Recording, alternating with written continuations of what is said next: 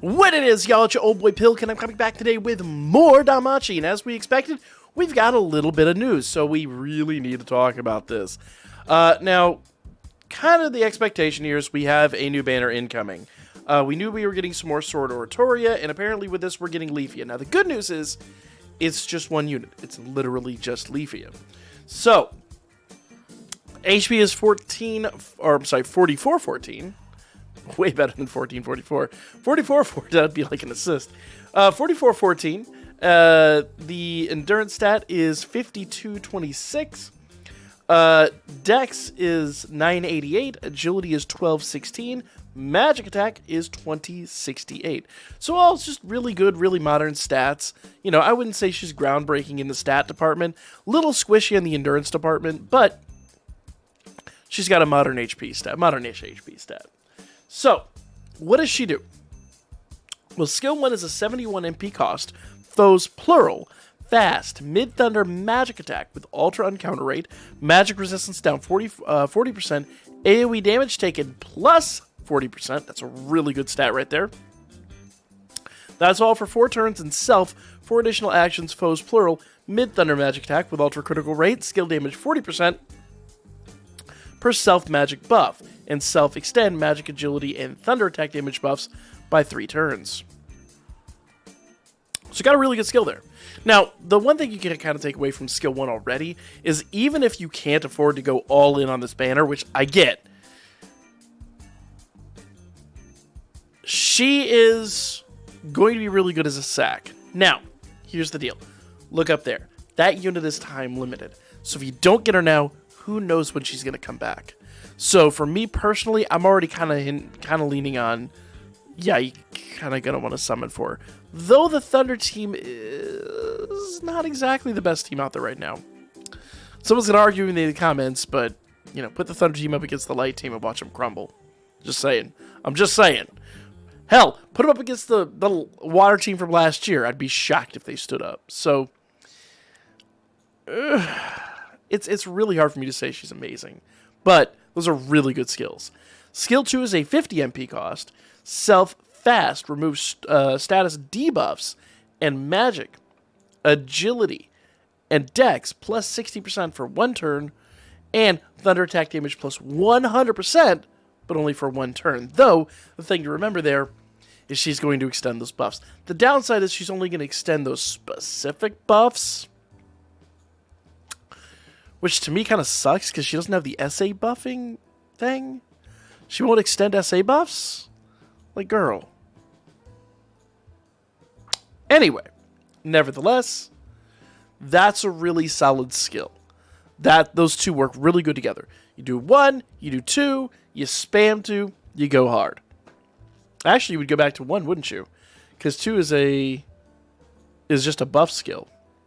So you do 1, 2, and then go back and spam 1. Someone's going to argue with me and say you do 2 and then 1. But remember, when you do 1, that extra action takes place. So if you wait till turn 2 to do that extra action, then you're going back, now turn 3 before you really get any damage out. Excuse me. Plus, with that buff skill, everything should be replicated anyway. So, yeah. Skill 3 is a 41 MP cost, foe singular, mid-thunder magic attack with ultra critical rate, skill damage 90% per self magic buff skill. That's really good. So she's even got really good single target. SA is a foe's plural ultra thunder magic attack with ultra critical rate, skill damage 90% per self magic buff skill, and foe's plural endurance and thunder resist endurance. Interesting. Ooh, that just changed everything for me. That really just changed everything for me. Endurance and thunder resist down 60%. So here's the deal. If you've been paying attention to anything I've been saying for the past, since the anniversary, you know that endurance numbers have gone through the roof. An endurance stat like this last year would be mind-blowing. An endurance stat like this now, and I'm calling it squishy. So here's the deal. Yeah, it's going to look her squishy. Someone's going to take offense to that. So here's the deal, guys. She then nerfs everybody else's endurance stat when she does her SA. And that is huge. downside is she only debuffs thunder resistance, but I'd be willing to bet that thunder is going to get a big buff here shortly. So, in fact, she arguably is a decent buff for thunder, though thunder does need some work still. Maybe thunder's up and coming. Who knows? But nevertheless, fantastic unit. And I've been holding off on summoning for a lot of the new units. I'm actually going to go after her. I think she's really, really solid. The downside is, and I will have to consider this before tomorrow's Before You Summon video, is the Thunder team really worth it? That's the big question. And I've really got to do some research on the Thunder team. I gotta research that one. I don't have the answer to that right off the top of my head. Now, along with this, we are also getting into Astrea. Oh, I'm sorry. We'll get to that in a moment. Do I not have Astrea up here? I apparently do not have Astrea up here. Well, let's fix that. We are also getting a new Astrea. Apparently, I forgot to put one of my cells in here. Pardon me. So, Astrea is an assist.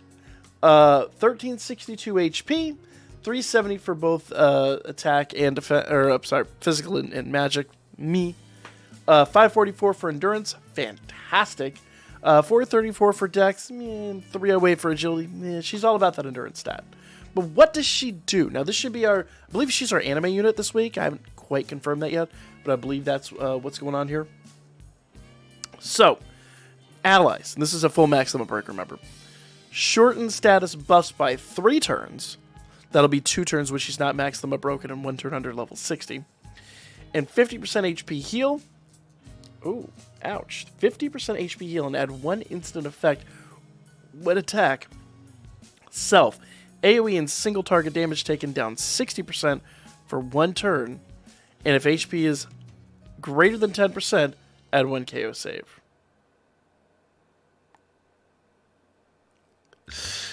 Asterius is already an unkillable monster. Can you imagine Asterius with this assist? That hurts. That's amazing.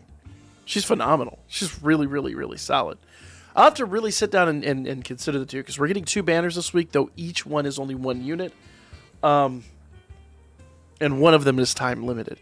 Now, the good news is that does mean Astrea is going into the general pool. That means your 2 and 3 star tickets have the chance to pull her. But if I'm honest here, the general pool is so incredibly deep. You know, you're throwing up raw fish hook in the ocean at this point, hoping for magic. It's the only thing I could really say is if you're like me and you do the full course meal every month, when you actually do wind up getting your monthly summon ticket, you can then acquire her. Plus, she's available with prism bonds and things like that. I've wound up using a ton of my prism bonds lately, so there is that benefit there. So that's a huge thing. But that is, you know, arguably whale benefits. I like her. I really want her, but I don't know. I honestly, I might prioritize Leafeon over her. I really might. I am on the fence. All right. Let's do this here.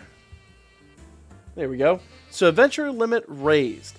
So defeat the boss and aim for adventure limit 5. This is currently, I believe, level 4 is the highest. So they're literally just adding an adventure level limit here. And you're going to fight Otarl. And I promise you, he is going to be a rugged adversary. We'll have to cover all this when we actually get it. Okay? Upcoming adjustments to Telskura Abyss. Now, this is interesting. Okay? The number of rounds a unit will be unavailable after the battle is changed will go from 2 down to 1. So that means, like, before where we had to have 3 teams, now you really only need to have 2 teams. So that kind of does alleviate one of the big pitfalls to that event. Okay? Changes have been made to matchmaking in the Braver and Battle Princess class.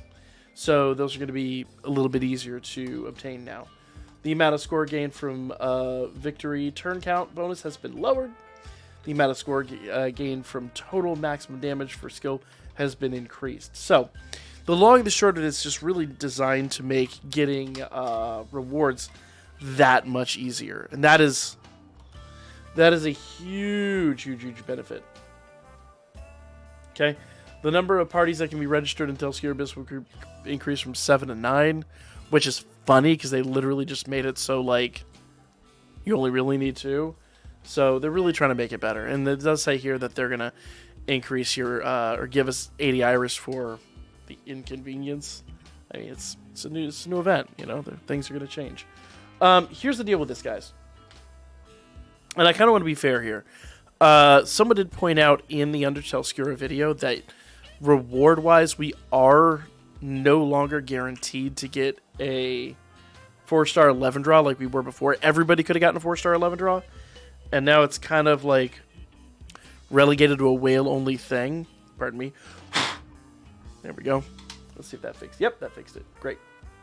Haven't been able to use my mouse there for a minute.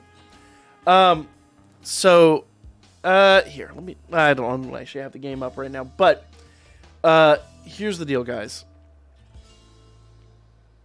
Hopefully, if we're loud enough about it, they'll fix it. But I still think it's going to remain a top reward for, you know, the few. It sucks, and I agree with you. Like, that is the one thing that I do not like about Telskier Abyss. It looks like they nerfed the rewards. We'll have to see what they do going forward. Okay? Rerun Great Tail Astrea record. Clear all the very hard quests to get a bond unit of your choice from 23 units appearing in the Astrea record. Looks like this, is that the new Astrea and the new Ryu and Elise are in there? Are those no, those wouldn't be the Festa units. Those are the rerun units. Man, if they were the Festa units, that'd be busted. So, yeah. Basically, you can get a free bond. Super, super, super worthwhile. So, tomorrow, Sword Oratoria 13. That's the one dropping with Freya. Familia Wargame Season 25. Wargame Training. So, Familia Wargame starting tomorrow. Wargame Training. So, that means that... The thing is, guys, remember, with Wargame, with Training Wargame, you need to make sure that you're still doing it, which I am horrible about that. I'm really bad about that, personally. But if you want to keep up your bonuses, you have to do Training Wargame. Telskier Abyss Season 2 with all those changes we mentioned, and 7th Zone. Danmachi Season 4 will be airing for us on Thursday. And then, let's see, yeah. So, Sword Oratoria login bonus starts on Thursday as well. And then all this stuff, the Great Tail Astrea record, all that good stuff, drops on the 23rd. So, once again, guys, we are going to have maintenance. I think I mentioned this at the beginning. If I didn't, I meant to. We are going to have maintenance next, says Wednesday. That's going to be Tuesday for most of us. So, get all your dailies and everything like that done beforehand. Says it's planned from, 2 to 4 p.m. But the reality is, that things can happen in maintenance. You just never know. But, in fairness, it's been a really, really, really long time since we've had maintenance. So, it's really not the end of the world. That's pretty much the news, guys. Let me know what you thought in the comment section down below. Like, comment, share, and I'll catch you all in the next one.